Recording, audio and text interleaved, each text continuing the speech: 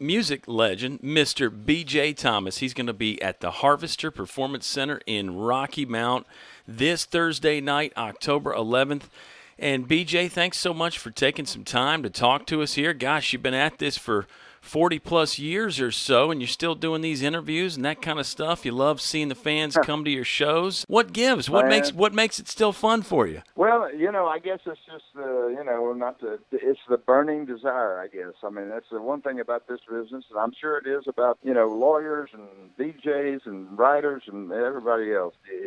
For some things, you just have a burning desire to do, and that's always been music for me, and of course the traveling and the interviews go along with performing live, and that's just always been something that I will take some time off and back off occasionally, but it's just something that helps me have peace of mind and serenity, and just something I love to do. Well, how about the folks you surround yourself with? If I'm not mistaken, some of these guys in your band have been with you for quite a long time, too. I'm sure that helps, right? Having guys and gals that are in your corner and have been for a while now? Yeah, absolutely. You hit a very key thing there. I have my bass player's been with me 42 years, and there has been some evolution with the other guys, but most of the guys that are with me at present have been with me over 10 years. And you just become a team, and you've got people you travel with that are very supportive and that you enjoy being around. And plus, when we go do the show with people. People have come, to have a good time. People are in a good mood. It seems to all work out for the good, The website is bjthomas.com if folks want to learn more about you. I've heard you say in some other interviews that the studio was your favorite place at one point rather than being live on stage. Is that still the same way, or you like them both? They just present different things? Yeah. Yeah, I mean, I think that my studio involvement, of course, has lessened over the years, and that's been something that I wouldn't say it's a negative, but it's somewhat of a negative. I would like to record more than I am recording, but I always enjoyed that part of it. I've been very lucky. I recorded with the A-Team up in New York, and the best guys out in California, and with American Studio Group there in Memphis, and with the Buddy Bowie and Company down in Atlanta. And so I always had great studio guys, and just to be in there making something you knew that no one had heard before was just a lot of fun, and just served that creative part of this whole deal. And I've also been very lucky to have been involved with some of the great writers of my time, and so I kind of miss my lessening in involvement with that, but I'm sure another opportunity will come up, and I'll be able to get back in the studio. I sure hope so. Fans are going to have an opportunity to see you in Rocky Mount at the Harvester October 11th. That's this Thursday. Any good memories here in Virginia? I mean, I know you've been through here before. I'm trying to think when the last time was, but anything stand out? Same here. I was just trying to remember the last time I was up there, and I don't think it's been that long, but I don't have a specific memory, but I do love that part of the country. My wife was born in Lynchburg, Virginia. Cool. And I love that part of our country, and I'm just very fortunate to get a chance to come up and entertain and see what's going on up there. Well, we're so excited to have you. Let's shift gears and go from Virginia to Texas. You were born in Oklahoma, I think, but raised in Houston, Texas. I've talked to a lot of other musicians and singers from Texas. What is that bond that you guys and gals have? Is it just a confidence? Is it something about the music down there? Tell us about your Texas roots. I don't know. Maybe we're a little crazy down here. I don't know. Hey, you said it, not me. I know that's what you were looking for. Well, I grew up in Texas, and it has a rich musical heritage, as well as, over the years, I've been very good friends with some people from Oklahoma, and that's kind of solidified my belief that Oklahoma has produced some great singers too. and musicians, Vince Gill, and of course one of my best friends over my life was Darrell Royal, who was the Texas football coach and Mm-hmm. the athletic director there, and we had many conversations about Oklahoma, and of course he was born up there, but he became a legendary Texan.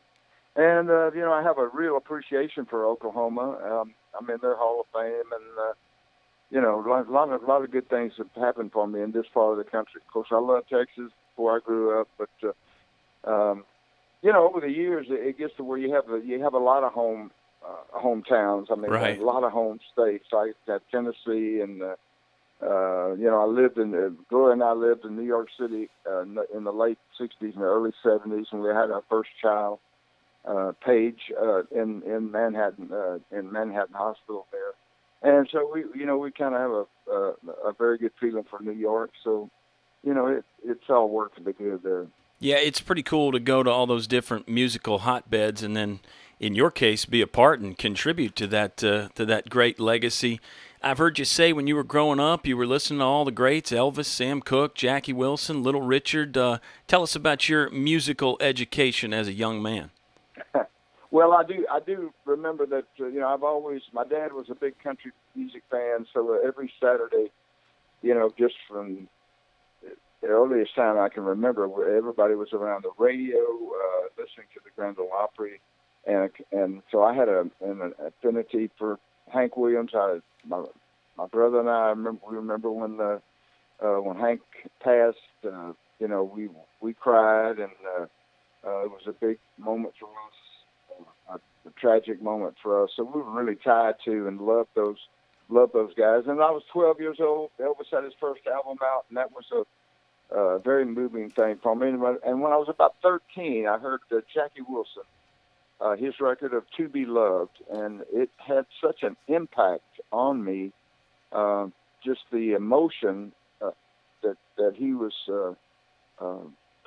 communicating there was so deep and moving to me that was a very significant piece of music for me. And then, soon after that, I was maybe around 14, I met Bobby Bland, and we became, or at least he put up with me, and he became kind of a mentor to me. And I would always get to his concerts whatever way I could, if I had to sneak out of the house or do whatever. And I would go to the clubs and places where he was performing, and I'd go around the back door, and he'd always let me in. And he had a profound effect on me also, because he had a wonderful way of singing and transmitting these emotions that really were moving to me. So that's kind of what I've tried to kind of emulate. Even though I'm probably not looked at as a soul singer, that's what I kind of patterned myself after. Is music has been much more of an emotional thing to me as opposed to just reading notes and doing that kind of thing. I always try to bring to any piece of music I have a little something of myself and a little something, a little emotion that someone might relate to. Well, I think you've been pretty successful at that. We're talking with B.J. Thomas. He's going to be at the Harvester in Rocky Mount this Thursday. Still some tickets available, but you better move quickly. Harvester-music.com is their website.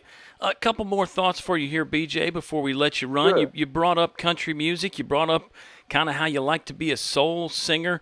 Let's talk about genres. I mean, how do you get this question all the time, because you had pop hits, you had country hits, you've done Christian contemporary music. What's your answer when people ask you that? Or maybe you don't care anymore. You just, hey, the music's the music, whatever you want to call it, it's up to you. Well, it wasn't a purposeful thing, really, and I get this question all the time, and it may, the different genres that I've been involved in may have been a detriment to me, as I probably would have been a little bit more comfortable for the business end of this music thing, if they could have put me in a certain box and I fit there so they could relate to me easier. I don't know, but I came up. I got in a little band with some friends of mine when I was about 15, and we of course, we didn't have any songs or anything. And what we would do, this was kind of back at the inception of Top 40 radio, and we would just get that Top 40 chart, and we would learn the songs off there that we liked, or the ones that were the most popular. So we just naturally were doing rock and roll music, blues, country and pop, and a lot of instrumentals, and that Top 40 thing was very deep and really rich, and I think was very beneficial to to the listeners of radio, because